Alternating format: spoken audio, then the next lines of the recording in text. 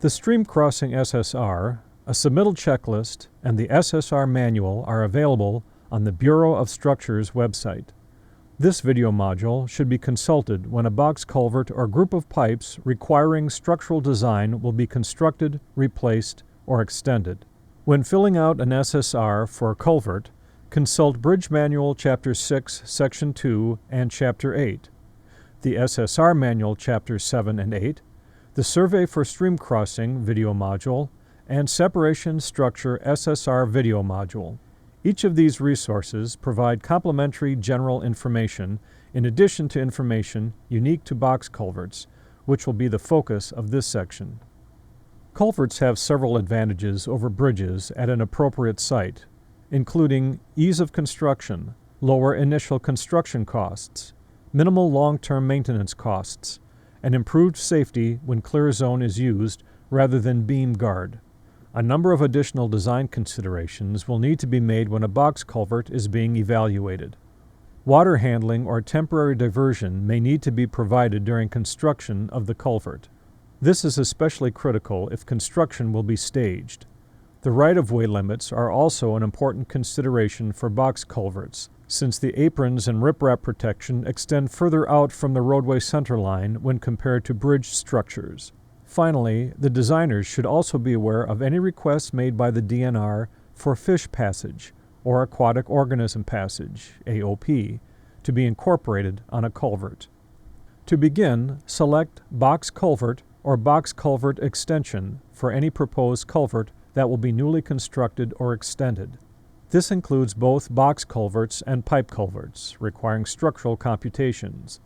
Some culverts may have a span length greater than 20 feet, measured along the roadway centerline, and will be assigned a B number. However, the box culvert designation should still be made.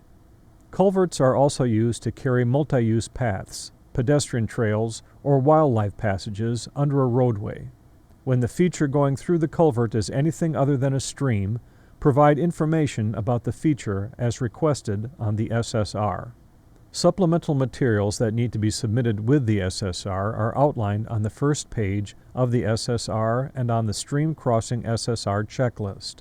If subsurface information is not included in this submittal, provide a comment in the Additional Information section detailing who will be doing the geotechnical work, soil borings, in-house or consultant.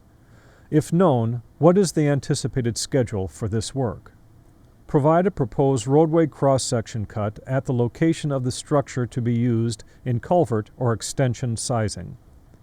As required for bridges, provide 1-foot contours in a DGN file for all in-house designed stream crossings. Surveyed stream cross-section points should be submitted as an AutoCAD DWG file and MicroStation DGN file. The point coordinates, labels, and elevations should be included as a CSV file. Cross-section points should be collected in the river or stream perpendicular to the channel. It is most important to survey several points in the channel and on the stream banks. Fewer points are needed outside the banks where the surface is flatter. Cross-section should be taken at both faces of the existing structure and near both ends of the surveyed reach. The stream bed profile also needs to be collected, which consists of surveying points about every 20 feet along the channel flow line for at least 150 feet upstream and downstream of the existing structure. The stream profile is used to select appropriate culvert inverts relative to the natural stream bed profile. If AOP considerations are requested, consult WIS.FDM Chapter 13 for additional survey guidance. Labeled photographs provide the designers a sense of the project site and its hydraulic characteristics. Full-page site pictures should be individually titled and can be submitted as a zip file or in a PDF file. For culverts, a picture or sketch of the inlet and outlet configuration is helpful. Alternately, pictures can be numbered and identified on an index list or diagram showing the direction faced in each photo. A copy of the initial review letter from the DNR should be included with the SSR e-submit or should be provided to the hydraulic or structural designer via email if it's not received until after SSR submittal. Close attention should be given to DNR requests for AOP considerations on a culvert. Coordination with the DNR will usually ensure well-defined environmental goals or expectations for a given structure. Specify the clear zone width to ensure proper structure sizing. Culvert headers must be placed beyond the limits of the clear zone when beam guard will not be used. Existing structures information familiarizes the designer with the structure being replaced and allows for comparison to the existing hydraulic conditions. Roadway width on the structure should be considered as the width between beam guard or between edges of the pavement if curbs or barriers are not present. Difficulty passing ice or debris will be considered during structure sizing, especially if a multi-cell culvert is required for hydraulic capacity. Future maintenance concerns at the structure will be taken into consideration. Stream bed and bank scour near a culvert indicates that the structure may be undersized or misaligned with the stream. Scour holes or plunge pools are commonly found at culvert outlets and are caused by increased outlet velocities. This condition is detrimental to stream connectivity and fish passage, but can be addressed during sizing and design of the proposed culvert. When describing an existing culvert for which survey has been collected, the number of barrels is the number of pipes, box culvert cells, or openings that comprise the structure. When providing structure clear span, the structure length should also be provided if the structure is a culvert of any kind.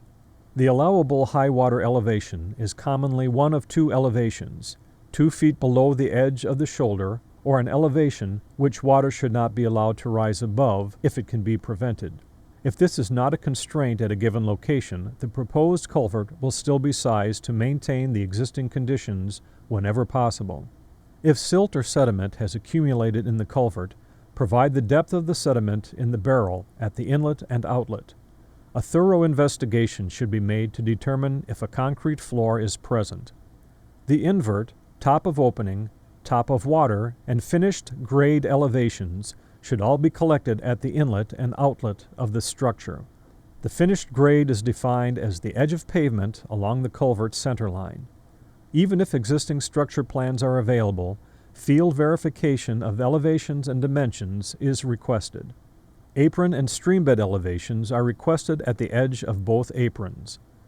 This provides an indication of the interaction between the apron and streambed and is also used to help inform the setting of invert elevations for the proposed culvert.